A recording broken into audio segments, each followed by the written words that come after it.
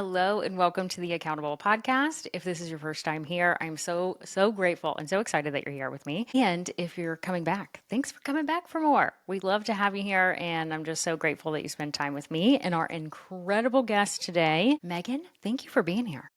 Well, thanks so much for having me. I love this. This has been so fun. So the behind the scenes is you didn't know who I was back in 2017 when I started my business, but you were one of those people that I considered a mentor way back when. And I was listening to your podcast and going to your stuff and following you on Instagram. And you taught me so much. And one of those things I still hold today. And I got to tell you that recently when we reconnected. And I said, I still set good, better, and best goals. And so thank you for being a part of my entrepreneurship journey for so long. Oh my gosh. The minute you told me that, I was like, that is just so incredibly special. So I'm so glad we connected back then, but even more that we reconnected recently. Same. And it's so cool. And I'll let you introduce yourself and kind of give a little bit of that backstory. But I think it's so neat that I knew you in 2017. You didn't really know me, but I knew you and I learned so much. And yet both of our entrepreneurship journeys have changed dramatically since 2017. You've done different things. I've done different things. And yet we're still here and you still impacted me in such a way. And now I get to share you with my audience, which is so special. So Love thank it. you. Yes, it's like full circle. It really is. I really love it so much. So give everyone a little taste of who you are and where you ended up in this twisty turny journey of entrepreneurship. Yes, well, I think the shortest version is I am a former psychotherapist turned life coach, turned business strategist, turned fintech founder, who's now building a software company, which I never in a million years thought that I would say. I love that. That is the most concise of the twisty turny journey that we could say, I think. Yeah, there were four distinct pivots, and I remember all of those pivots were hard and scary because I was stepping into something new and letting something go, and knowing that I was saying yes to becoming someone that I hadn't become yet. And what were people going to think, and how was I going to navigate all of that? But every single time I have pivoted has always been the right move and the right step and invited me into the right type of growth. Gosh, I feel like we could talk about pivoting all day long, and it may come into this conversation or it may be a future conversation. I don't know, but I too have pivoted, and that what you said about you had to step into being someone who you weren't quite there yet, that's real and that's hard. Oh, yeah. And I Yeah. feel like But people listening will really resonate with that. I think the more you do it, the more I think every single pivot I have taken has felt a little bit easier Mm, every single time. Mostly because when you have the lived experience of knowing that your future self is calling you forward for a reason, like there's a part of you that already has some things figured out. And as long as you trust that part of yourself that they're holding you, they're waiting for you, I think that's the thing that I've learned the most with every single pivot is that there's a version of me out there I wouldn't be being called forward in this way if it wasn't the right step for me to take. that's so beautiful. So beautiful. I mean, it's like when you have that feeling of like, this is the next step for sure, but it's a scary next step. Hmm. Gosh, I'm remembering one of my biggest pivots was when I shut down a membership, which shout out to everyone who's still in my audience that hung out in that membership. It was so beautiful and I loved it so much. But I knew it was time to shut it down and do something else. And I remember telling them I was shutting it down and I cried. Like it was Oh, that yeah. much of a moment of like, I knew it was the right step, but it was still really hard. Well, I think that's the thing that we often don't talk about a lot is that there's grief with change and evolution. And I've really been navigating that a lot, like even just recently. So it's interesting that you say that because there is a sadness of stepping away from something that you loved in order to pursue something that is calling you forward for whatever that holds for you. I'm going to hold on to that because I feel like it's part of the journey. It's part of our life. I mean, we can look back in different areas of our life and see that that's part of life. And like you said, I don't think we talk about it in business as much. And especially like thinking of, you know, crying as you're shutting something down. It's like one of those things that was like I didn't even expect it to happen, but it totally did happen. It was definitely there. Yeah. Yeah. And that's normal. It's the normal part of letting something go so you can make space for something more. Right. And taking that leap for sure. Yes. Well, thank you for sharing that. And one of the new things I've been talking about on the podcast is personality traits Uh-huh. and our characteristics and those types of things, because I think it's really interesting as I talk on the podcast, and so do all the guests, about how we hold ourselves accountable, the external support that we get as we're pursuing these goals. And I think it gives a good context for someone listening to get a context of who you are from a personality standpoint, and also to see different accountability strategies work for different personalities in different ways. And so I'm Yes. curious if you know your Enneagram, Myers Briggs, any of those personality assessments and would like to share. Yes. Okay. So I'm less familiar with the Enneagram, although I did just test for that. And I tested as a 3. And Okay. as I was reading about the high achiever, I was like, that tracks, that tracks, that tracks. And so no surprise there. But I Right. do want to learn a little bit more about my wings and like how those impact my 3 archetype. But the one that I am more familiar with, which I have an interesting story about, is Myers Briggs. And so I am an INFJ. But here's the really interesting thing about that is that typically your results from a Myers-Briggs are going to be very stable over time. And if you look at psych theory, right, that's your personality is usually formed at a pretty young age and it stays consistent over time. Right. What's really interesting about my journey is right after we met in 2017, I went through a really challenging year in my personal life. So I became a mama to 2 under 2. My partner deployed for 6 months, just 3 weeks after we had our second baby. That was also the year that I had just created the Dream Money framework that helped me double my revenue working half the time. And so 2018 was a really, really challenging year of holding a bigger business while also holding a bigger life. Right. Okay. And it was a very vulnerable year. I felt oftentimes that I was not equipped to handle everything that my life held. And because of that, I started to notice that some different skills started to come online because I was straight up in survival mode. Right. So here's what's interesting. I retook my MBTI in 2019 after I got through the hardness of 2018 and I actually typed differently. Really? And I was said, this is not usual. Yeah, so I typed as an ENSP. And I was like, Wow. what is this new identity, right? Which I believe tracks as an entrepreneur, right? So they're known as the entrepreneur. And so during that year, prior to 2018, I had been doing a lot of life coaching. I had, especially making the shift from therapy to coaching at 15. And I was really exquisite at holding space for other people for their emotional journey, their inner work journey. And in 2018, all this strategy started to come online for me, all this structure, all these systems, because I had to in order to hold myself steady through all that time, right? And so it was interesting to see that new identity come through on the Myers-Briggs, but then I retook it in 2022. And then I went back to an INFJ. Now, here's the interesting story about this. My extroversion and introversion on my original ENFJ, I was 51% extroverted, 49% introverted. And as I went through that hard year and really came into my own, it flip-flopped and I went to 51% I and 49% E. And that's really, I think, the best way I identify as I am what is known as an extroverted introvert. Like I people really, really well, but I really need that time to recoup and restore my energy. Right. Oh, that's so interesting. There've been several people that have told me I'm an extroverted introvert. Yes.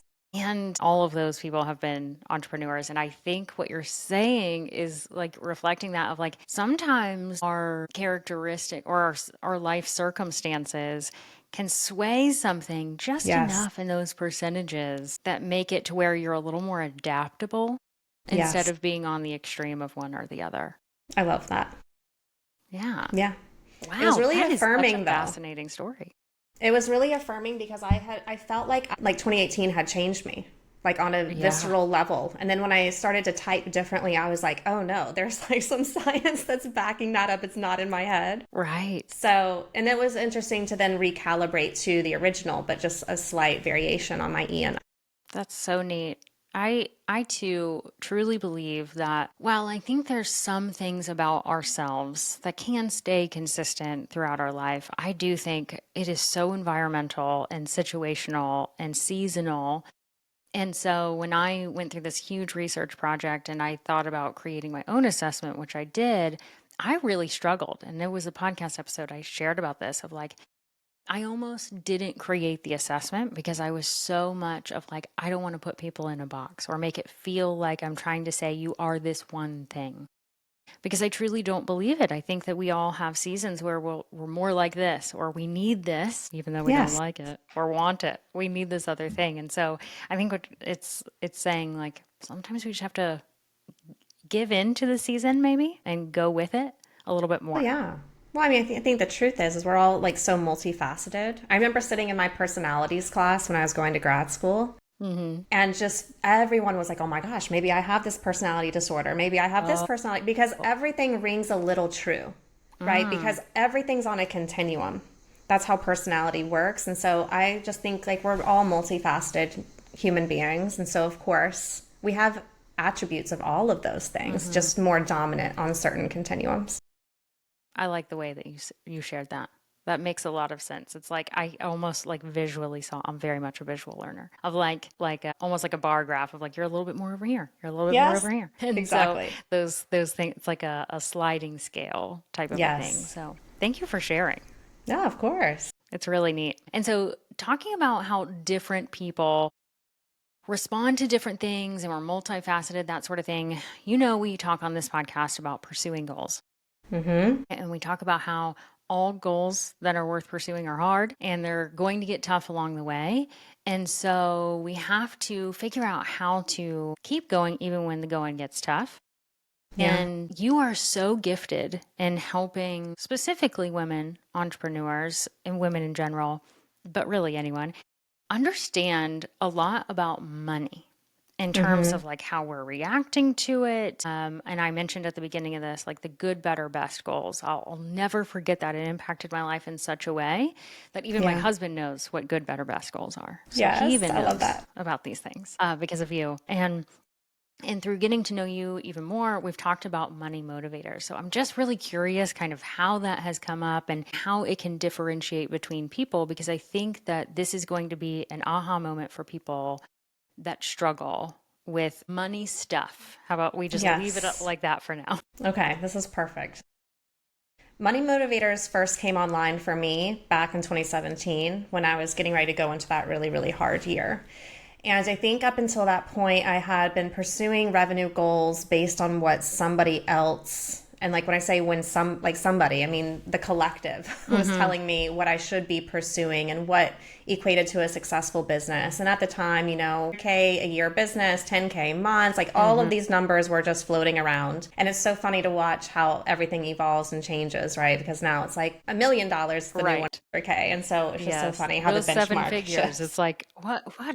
Where did we go between 6 and 7? Because it's a big leap there. It is a very, very big leap. And I talk a lot about that. A lot of people don't need a 7-figure business to live their dream life, by the way. So going into 2018, that was the first time when I was like, what's really important to me? Like, how much do I truly, truly need in order to go into this really hard year and know that my family is supported, my business is supported, and I don't have to have financial stress and worry? Because I already knew I was going to have enough on my shoulders as it was without adding more to the plate. And that was really the first time that I even asked myself that question of like, how am I defining financial success for myself? Which is odd looking back, because I think I've always been somebody who really anchors into their own vision. But I hadn't really done the same when it came to numbers. Right. And that was a game changer for me. So back then I asked myself, okay, how much do I need? How much do I truly need in order to not stress about money this next year? And that allowed me to calculate one number. And then I asked myself, well, if I could do that and do something even more, like what would be even better than that? What's the dream? And at the time, I had about 30K in business debt that I was carrying, which I'll come back to that in a second as a money motivator. And I said, okay, well, I want to get halfway out of that debt. And then the next question was, what would like totally blow me away if I could like achieve all these goals? And like, well, I want to be totally debt free by next year. And that meant that I wanted to create financial stability for myself and my family, plus pay back 30K in business debt in 12 full months. with the least amount of time, energy, resources, and support that I had ever had leading up to this, right? And Right. so that ended up being like one of the best questions for me to ask myself. But through that, that's when I really started to understand the importance of money motivators. Like, what is motivating you to earn more money? Not something that somebody tells you you should be pursuing, not something somebody in your family told you is the right thing to do with your money and all of these things, but what is truly motivating you? What is it that you're after? How do you want your money to help you? What do you want it to help you create? And how do you want it to make you feel? And I think that is a really, really important question, because what I will tell you after supporting hundreds of people with their money at this point is that if you're not pursuing goals that are aligned with your values and your financial truth, you're never going to feel fulfilled. And that's one of the biggest goals for most of us pursuing more money, is that there is this type of fulfillment that we're after, right? So how do we actually create that? We have to be anchored in our own personal vision and values and what we want our money to create for us. I feel like it's so interesting because I talk about this a lot when it relates to goals. So this is not a new concept. I've heard you talk about this, but for some reason it is just like really hitting home today. Maybe it just needs to. Because when I talk about it for goals, I always ask people here on this podcast when I work with them, and I say, what is the goal? Sometimes it's financial, but a lot of the times it's like they want to do this thing, whatever this thing is, right? And I say, why? Why is this important to you? And sometimes when I'm working with someone individually, they'll say something and I'll go like 3 to 5 layers deep, right? And try and figure that out. Because eventually we need to understand like what's at that core. Because I know in a month or so, statistically 14 days, it's going to get hard, right? I know I love that when it's 14 days. I know 12 to 14 days in, Amanda's sending a pep talk to her clients, because it always gets hard around that time. So we have these things, and I know I need to remind them of why they said it was important. So I always capture that, and you're doing the same thing, and you've helped me do it, and I didn't even realize that you've done this for me so well over all these years of like, I've tried to understand like, well, yeah, I want to make more money, but the reason is because I want to take a trip. Yes. Or what, it's not just hitting a number, because the number, I mean, maybe some people, and I'd love to hear like who's motivated by what and how, like what those different types are for sure. Because maybe some people are simply motivated by a specific number and that's all they need. But other people, like most people that I know, are motivated by the thing the money is going to buy. Yes. Or the feeling, Yes. like you said, the feeling. Yes. So there are people that are pursuing a number, but the number is usually tied to a feeling that they're hoping that number will provide. Okay. So even if it is a number. Yes, because they think I want to be, so for instance, and there could be many reasons why they're pursuing a number. Once I hit 100K months, then I will feel successful. Once I have 100K in savings, then I will feel secure. Right. So there's always, so then I will. So what's the end of the so then I will? And how can you create that feeling with less money? That's the first question. And how can you start creating that feeling where money isn't part of that role at all? Whoa. Because what a lot of us do is that we give money all of this responsibility that is not money's 100% role, if that makes sense. So for instance, if we think that a certain amount is going to make us happy, right, money can only do so much of that. And that's why most people earn more money. And after like a certain threshold, they don't become any happier because money can only do so much. And so you have to think about money as a partnership for helping you get where you want to go. There's going to be money's side of the street of what it can do towards that goal, but then there's also your side of the street where you have to meet money halfway. Well, I like that. A partnership with money. And when we think about a partnership, you really have to like the person you go into a partnership with. And so that makes me think of like, we need to have a better relationship with money, probably. Well, yes, that was one of my deepest learnings of 2018, actually. Because so what happened that year, 2017, I'm about a month shy of having my baby, and then my husband's deploying just 3 weeks later for 6 months, right? And so I'm looking at how am I going to make the money that I want to make by stabilizing my revenue and also paying off 30K in debt. But that led me to very specific numbers. And those specific numbers were not 10K months. They were not 100K a year. It was a very precise number that I needed to hit, right? Like down to the dollar specific. And that was a huge mindset shift for me back then, because I realized how important it is to be truly grounded in your own enough numbers, not just pulling some random number from the sky, hoping it's enough, but like actually doing the math. And then there was a lot of personal meaning that started to show up because these are my numbers. Right. This is my definition of financial success. Like, here's the math that proves it, right? But what I ended up doing was I created one offer that year, and I sold it out in 4 weeks and 3 days before I had my second baby, that secured a whole year of sustainable cash flow for the first time ever in my business, okay? And so that year, I realized that I was projecting all of this stuff onto money that was never money's job to hold. And what I mean by that is every single day that year, I sat down and met with my money every single day. Every day for a full year. Wow. I know. And it changed my whole entire life. If you told us that story back in 2017, I clearly did not recall it. Well, I hadn't lived it yet. Right? Because at the end of 2018, I had met with my money every single day for a year. And I did that because my life was so chaotic and uncertain. I mean, imagine having 2 under 2. There's no sleep schedule. There's a child that's needing something all of the time. I'm trying to hold my marriage together while my husband is overseas, going through a really challenging season. I have clients that I'm supporting. Like, everything is a lot. But the thing that was consistent was money. And so I met with my money every single day to just ground myself. That was the most consistent thing that year. Wow. And what I found in that practice is that some days I would sit down and I would feel really, really anxious to look at the numbers. When the numbers hadn't changed, I knew that they hadn't changed. But then other days I would sit down and I didn't want to look at the numbers. I was avoidant. I don't want to know what they're going to say, but they're just going to tell you the same thing. Like, what's going on? Why are you feeling anxious one day and avoidant the other? And I think that's where, I started thinking about this just through a therapy lens.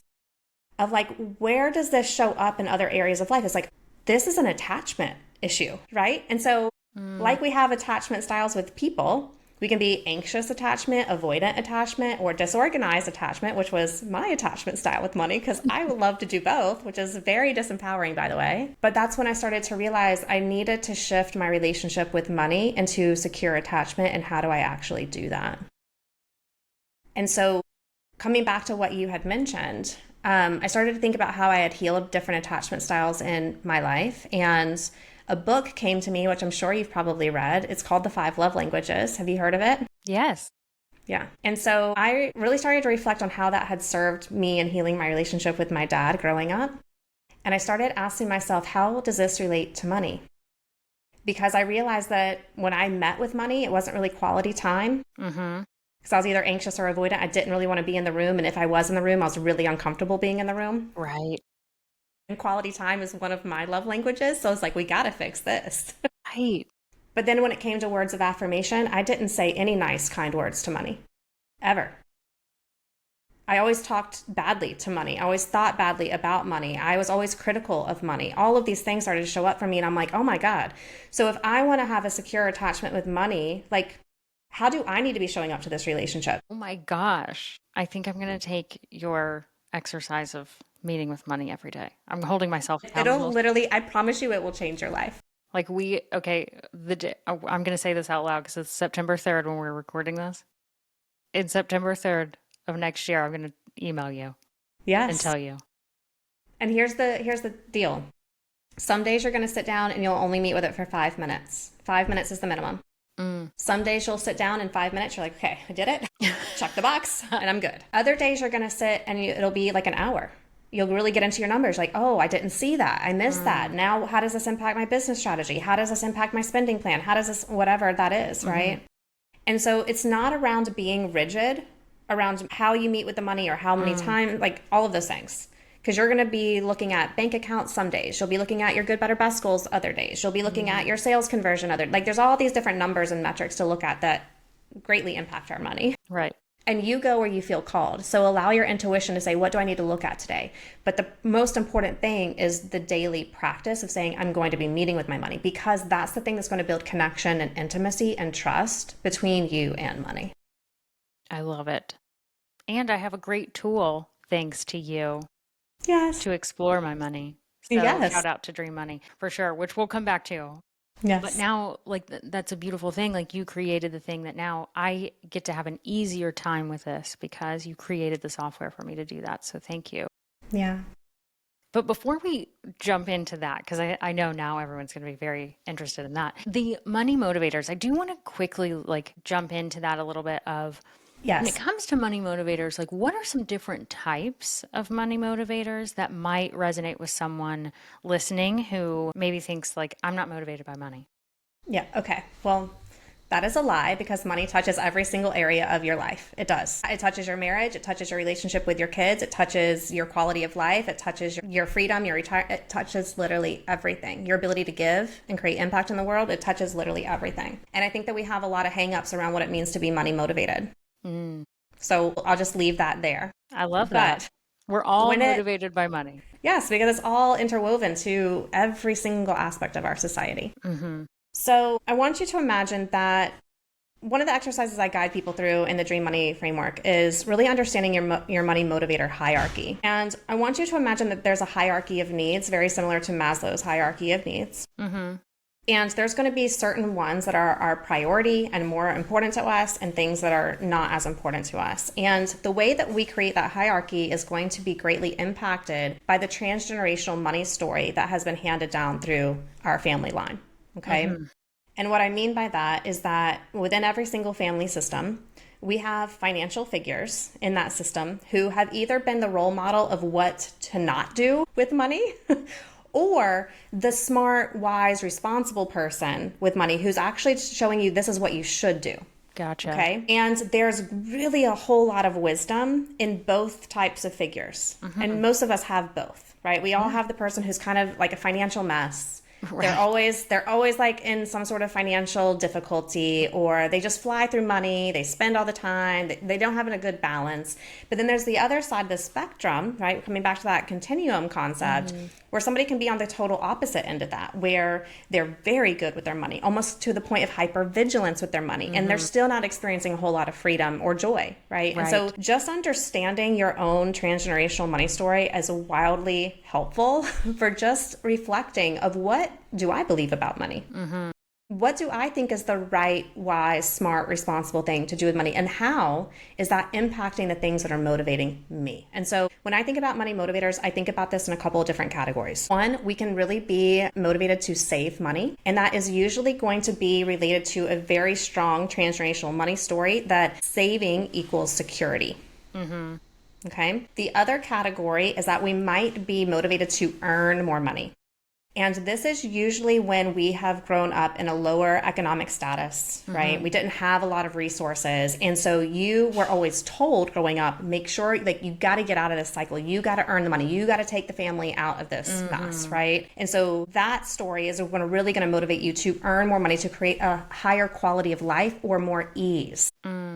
Okay. You can also be motivated to earn more money if money was something that was fought about a lot in your family because you saw money as, or not having enough money as something that created conflict. Right. And so it's really easy for us to make logical sense in our mind. Well, if I just earn more money, I can avoid this conflict.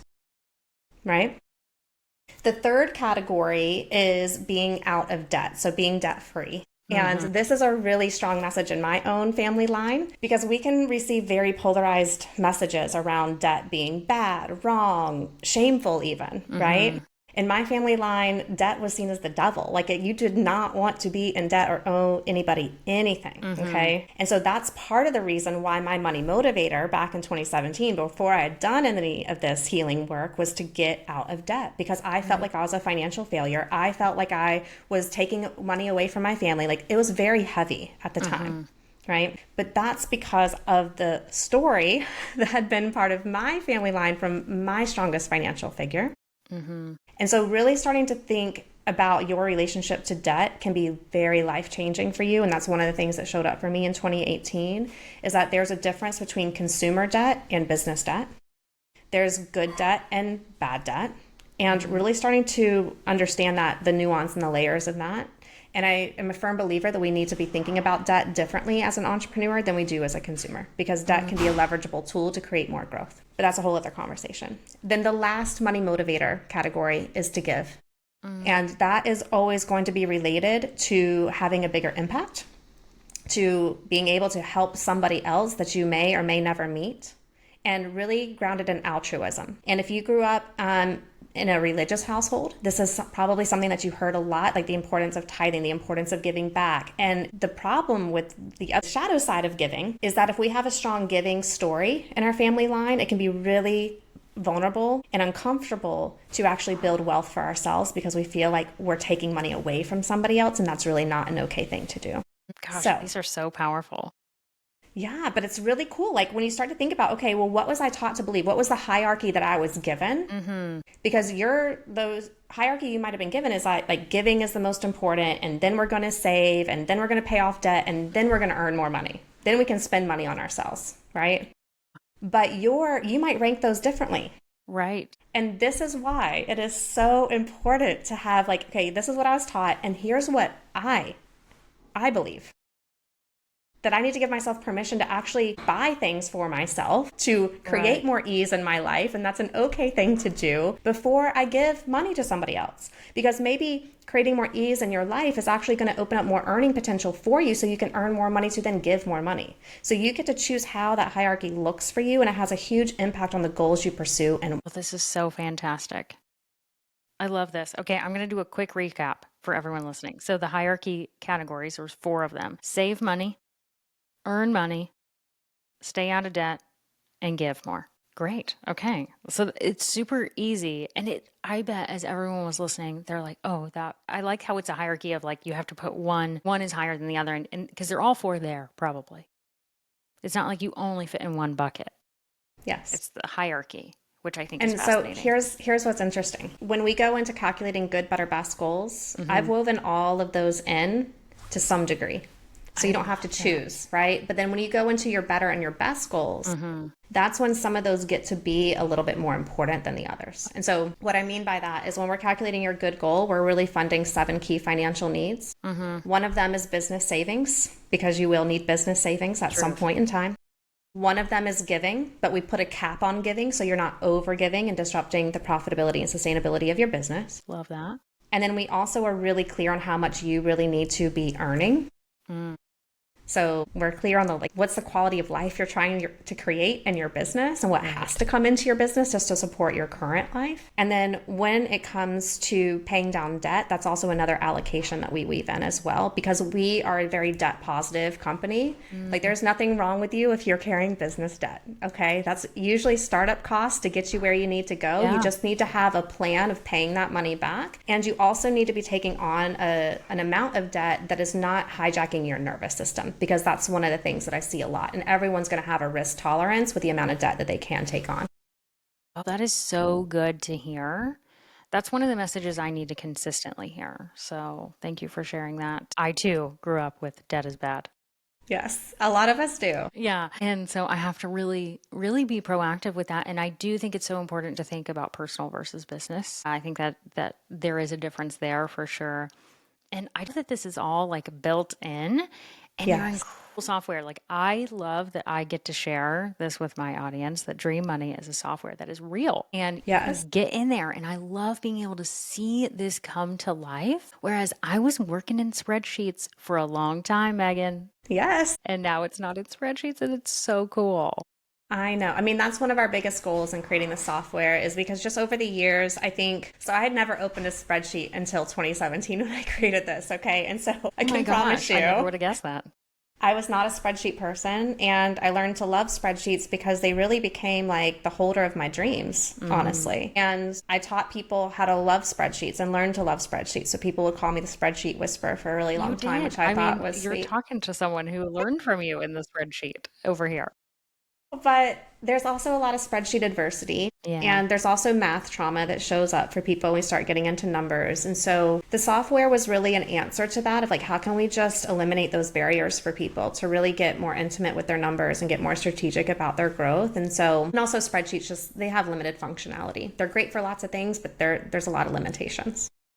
I love it. And it's so stinking easy that you just put some information in there and it's easy to put it in there. It's easy to update it. Like it's not like a Yes. one and done thing. It's like one of these things because to the point that we talked about before, meeting with your money on a regular basis. Whether someone does it every day or not is up to them. But Highly recommend, at least for the first year. yeah, like doing this on a regular basis, at least for me from a business standpoint, doing my accounting twice a month, every single month for the last Yes. 8 years. Like I know someone could ask me some questions about money, and I know, generally speaking, what's coming in, what's going out, that sort of thing. And it was very uncomfortable at first, and it's much more comfortable now Yes. because of that. And I think taking it into something that looks really pretty now, Yes. like that is Yes. helpful. And it really, like, I've been able to learn so much more just by being in the software. So I'm just really excited that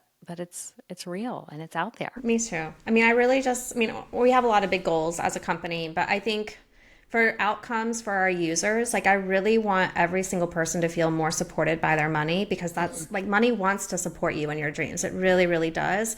But I think oftentimes we think of money as an adversary instead of a colleague and a friend and someone who's on our team. And Right. so, how do we actually create that dynamic by also being like blending in the practical application of money and understanding your numbers and interpreting what those numbers are trying to tell you so you can make smarter decisions? But I think to avoid the internal components of money is really an oversight. Like, we really do need both the external application, but also the internal awareness of what we believe about money, how we're relating to money, etc. Because at the end of the day, I want people to step into their most empowered relationship with money, and that's going to always include both. Yes. And gosh, on the other side is freedom. Like such freedom. So much. I mean, just if you're emotionally activated by money, like I want you to imagine when that is no longer a thing. Like money is as activating as saying like the sky is blue. Like it's just money. Like there's no reactivity at all. Like that's a very empowered place to be, but we don't get there if we don't stay in the room for it. And so Right. Dream Money is really a tool that helps you get in the room and stay in the room until money is just like the sky is blue. I love that. It's so Yeah. wonderful. Well, you and I are going to take this one step further and invite people to a free training workshop. I don't really know what we're going to call this thing, Yes. but tell everyone, and I'll make sure that all the links are in the show notes and we promote the heck out of this, to invite people to learn and go a little bit deeper on something that is so important and also showcasing the amazingness of Dream Money. Yes. So for the past 8 years, I have been a fractional CGO, and a CGO stands for Chief Growth Officer. And a CGO's role is really there to help you understand your sustainable growth strategy that's allowing you to make more money, but also make sure that that money is stable money. It's sustainable money. It's recurring money. And they're going to be able to assess your business model to help you understand like what's your most streamlined path to getting to where you want to go. And that person is also going to bring a lot of financial wisdom to the table of helping you understand your numbers so you can make smart, informed decisions. And so Dream Money is really that tool, that bridge that's going to help you think like a CGO so you can step into more sustainable, intentional growth. And so we're going to talk about what it means to be in that role, the knowledge that you need in order to make those informed decisions. And I'm also going to do a demo of our software to show you all of the features that help you do just that. I am so excited about this. I mean, Me I too. think about it like, gosh, if someone is the version of 2017 Amanda, right? Of like starting out so excited about the possibilities of running this business, and I could have learned the concept of having a CGO and that Yes. whole idea. Like, I wonder what would be different about what I have today. I'm Yeah. thankful for all the information that you shared with me in 2017. Yes. Like, poo poo that, of course. Yes. But how wonderful it would be, because I think it's so interesting to think about that. When I left corporate and started my own business, I thought, gosh, I don't have anybody on this team with me like I used to have running the spreadsheets and all of that. And so I just had to wing it and learn from people like you. And I just think it's so interesting to think about the strategy component of the CGO, which I had never heard that term until you mentioned it, of the chief growth officer, of like, oh, you can have that without hiring a CGO. Yeah, and we're expensive. I'm a Right. high ticket coach, and so Right. I'm really trying to help like bridge that gap for people and make this more accessible. And I think for everybody listening, so I love that we met in 20, like this methodology was like, it wasn't even half baked. It was like an eighth baked, right? But girl, I took it. I took it and ran with it. Yes, but it's so evolved and like gotten so much deeper and richer since then. Right? Yeah. Understanding so once we get to good, better, best goals, like what do we do with that information? Because Yeah. our philosophy is not all money is dream money. And there's going to be 9 million ways for you to earn the money that you want to make, but not all of them are going to be sustainable. And that's our goal, is to help really infuse sustainability into your business. But I will also say that even if you're like, let's say that you are like the grand majority of entrepreneurs, which is like 78% of entrepreneurs are not over 100K in yearly revenue. Okay. So if you are under 100K, hear that again, because I think a lot of people feel a lot of shame around not being at the six figures. Oh yeah. It's estimated that only 12 to 18% of entrepreneurs are making 100K per year. And that's revenue, not take home pay. Right. Very important. Very okay. Different. Very important. So if that's you, you're in the norm, right? But only 7% of entrepreneurs are earning 250K or above. And the 250K benchmark is usually when a solo entrepreneur starts to feel financially resourced, where you finally have a six-figure salary, you have enough to reinvest back into the business, you have enough to hire some team support. Like you really start to feel financially stable, that 250K mark. And that's one of our biggest goals as a company, is to help more entrepreneurs get over that 250K threshold. But then when you look at the seven-figure mark, only 2% of women entrepreneurs are there, right? So we have a lot of work to do. And I think the thing is, I felt ashamed for a very long time when I wasn't over that six figures, because I think a lot of times we just imagine everyone's doing that. Right. But the stats tell a very different story, my friends. I would have never guessed it was that high. Yeah. Which is all the reason, like, you know, when I had to create the business plan, I won a big grant last year for Dream Money. We won 75K, which is amazing. Huge. Yes, but I had to do this whole business plan of like, is my software needed? What is the problem that we're solving? And that's when all those statistics were really, I mean, one, hard to read, but also really affirming, like, we have some work to do and Dream Money is going to change this. Yes, it is. Here for it. Yes, it is. I love it so much. Gosh, well, I want everyone to sign up for our workshop. I'll make sure, again, links are going to be in the show notes and everywhere else on the website and all that.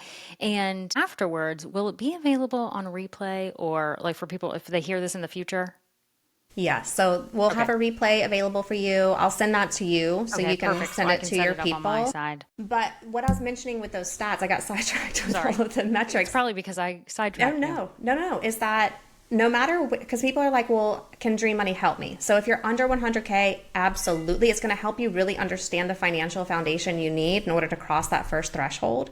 But we really support people anywhere from 0 to 3 million in yearly revenue, because people can come in at all different stages of business growth. And a lot of them don't have financial systems. Dream Money helps with that. A lot of them don't have a way of assessing how well they're actually doing. That's one thing that we help with as well, by understanding your good, better, best goals. A lot of people come in and they don't have a sustainable strategy, so they're trying to do way too many things and they're wondering why they're burnt out. Dream Money is going to help with that too.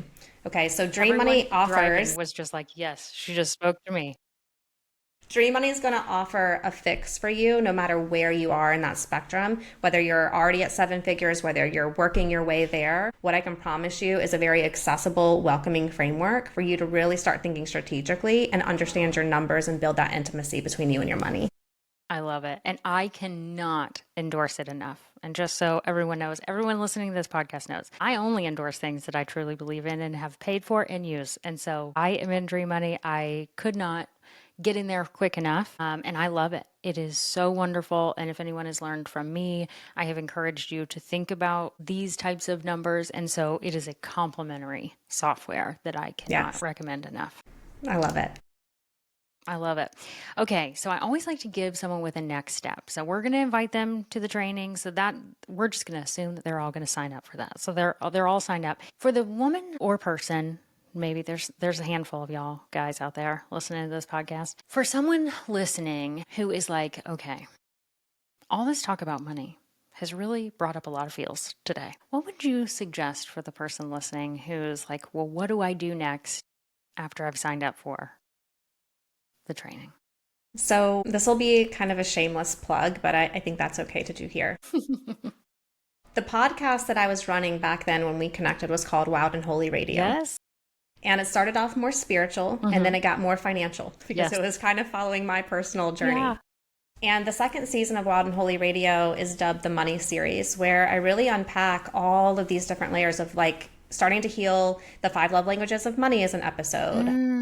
The two-sided coin of debt, like how I shifted my relationship to debt is on there. How to heal your transgenerational money story is on there. There's so many different layers that I lay out like in real time as I was going through them. The power of money. It has such a good episode because it really talks about how we're not afraid of more money. We're really afraid of more power and how that's going to impact our relationship dynamics. It's so good. Okay, I think I probably listened to these when they first came out a long, long time ago, and I haven't listened to them again, but I need to listen to them again. yes, there's a lot of rich content in there. And so if you're new to your money journey and like really starting to understand your personal beliefs and your Mm-hmm. dynamics with money, I think the money series on Wild and Holy Radio would be really supportive of just hearing money through different lenses and how I navigated that. Mm-hmm. It's just as a good starting point. That's fantastic. I will make sure to link the whole podcast, but also a few of those episodes that you just mentioned so that people don't even have to make that decision. They can just click the link Yes. and go over there. And I can't wait to listen to them too. Yeah, they're good. I love that. Megan, thank you so much for every bit that you shared today. Where can people find out more about you? Yeah, go to dreammoney.co to learn more about our software. And you can find me, I have a personal Instagram handle at Megan Hale Co. that I'm most active on. Perfect. I'll make sure all those links are in the show notes as well. Megan, thank you for being here today. Thanks for having me.